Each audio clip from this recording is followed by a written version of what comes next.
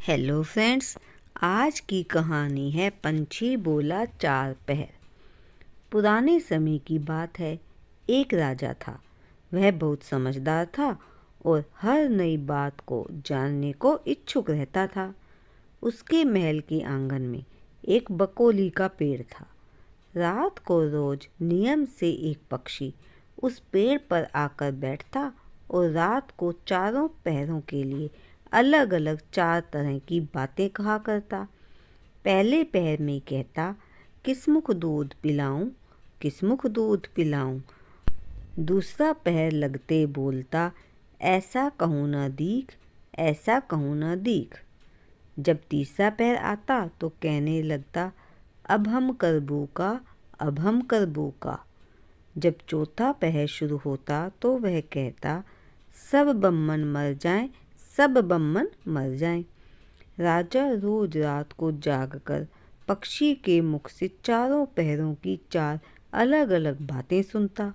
सोचता, पक्षी क्या कहता है, पर उसकी समझ में कुछ न आता। राजा की चिंता बढ़ती गई। जब वह उसका अर्थ निकालने में असफल रहा तो हार कर उसने अपने पुरोहित को बुलाया। उसे सब हाल सुनाया और उससे पक्षी के प्रश्नों का उत्तर पूछा। पुरोहित भी उत्तर नहीं दे सका। उसने कुछ समय की मोहलत मांगी और चिंतित होकर घर चला आया। उसके दिमाग में राजा की पूछी गई चार बातें बराबर चक्कर काटती रही। उसने बहुत सोचा, पर उसे कोई जवाब न सूझा। अपने पति को हैरान देखकर ब्राह्मणी ने पूछा, तुम इतने परेशान क्यों दिखाई दे रहे हो? मुझे बताओ, क्या बात है? पुरोहित ने कहा, क्या बताऊं? एक बड़ी ही कठिन समस्या मेरे सामने आ खड़ी हुई है। राजा के महल का जो आंगन है, वहाँ रोज रात को एक पक्षी आता है और चारों पहरों में नित्य नियम से चार अलग अलग बातें कहता है। राजा पक्षी की उन बातों का मतलब नहीं समझा तो उसने मुझसे उन बातों का मतलब पूछा। पक्षी की पहेलियाँ मेरी समझ में भी नहीं आती। राजा को जाकर क्या जवाब दूं? बस इसी उधेड़बुन में हूँ। ब्राह्मणी बोली, पक्षी कहता क्या है, जरा मुझे भी सुनाओ। पुरोहित ने चारों पहरों की चारों बातें कह सुनाई। सुनकर ब्राह्मणी बोली, वाह, यह कौन सी कठिन बात है? इसका उत्तर तो मैं दे सकती हूँ। चिंता मत करो, जाओ और जाकर राजा से कह दो कि पक्षी की बातों का मतलब मैं बताऊंगी। पुरोहित राजा के महल में गया और बोला, महाराज, आप जो पक्षी के प्रश्नों का उत्तर जानना चाहते हैं उनको मेरी स्त्री बता सकती है। पुरोहित की बात सुनकर राजा ने उसकी स्त्री को बुलाने के लिए पालकी भेजी। ब्राह्मणी आ गई। राजा रानी ने उसे आदर से बिठाया।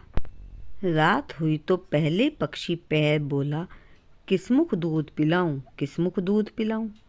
राजा ने कहा, पंडितानी सुन रही हो, पक्षी क्या बोलता है? ब्राह्मणी बोली, हाँ महाराज, सुन रही हूँ। वह अधकट बात कहता है। राजा ने पूछा, अधकट बात कैसी? पंडितानी ने कहा, राजन सुनो, पूरी बात इस प्रकार है। लंका में रावण भयो 20 भुजा 10 शीश। माता ओ की जा कहे, किसमुख दूध पिलाऊं, किसमुख दूध पिलाऊं। लंका में रावण ने जन्म लिया है। उसकी 20 भुजाएं हैं और 10 शीश हैं। उसकी माता कहती है कि उसे कौन से मुख से दूध पिलाऊं। राजा बोला, बहुत ठीक, बहुत ठीक, तुमने सही अर्थ लगा लिया। दूसरा पहर हुआ तो पक्षी कहने लगा, ऐसा कहूँ न दीख, ऐसा कहूँ न दीख। राजा बोला, पंडितानी इसका क्या अर्थ है? पंडितानी ने समझाया, महाराज सुनो, पक्षी बोलता है, घर जंब नवदीप, बिना चिंता को आदमी, ऐसो कहूँ न दीख, ऐसो कहूँ न दीख। चारों दिशा, सारी पृथ्वी, नवखंड सभी छान डालो, पर बिना चिंता का आदमी नहीं मिलेगा। मनुष्य को कोई ना कोई चिंता हर समय लगी ही रहती है। कहिए महाराज, सच है या नहीं? राजा बोला, तुम ठीक कहती हो। तीसरा पहर लगा तो पक्षी ने रोज की तरह अपनी बात को दोहराया, अब हम करबू का, अब हम करबू का। ब्राह्मणी राजा से बोली, महाराज इसका मतलब भी मैं आपको बतला देती हूँ, सुनिए। 5 वर्ष की कन्या साठे दई ब्याह, बैठी करम बिसूरती, अब हम करबू का, अब हम करबू का। 5 वर्ष की कन्या को 60 वर्ष के बूढ़े के गले बांधो तो बेचारी अपना करम पीट कर यही कहेगी, अब हम करबू का, अब हम करबू का। सही है ना महाराज? राजा बोला, पंडितानी तुम्हारी यह बात भी सही लगी। चौथा पहर हुआ तो पक्षी ने चोंच खोली, सब बम्मन मर जाएं, सब बम्मन मर जाएं। तभी राजा ने ब्राह्मणी से कहा, सुनो पंडितानी, पक्षी जो कुछ कह रहा है क्या वह उचित है?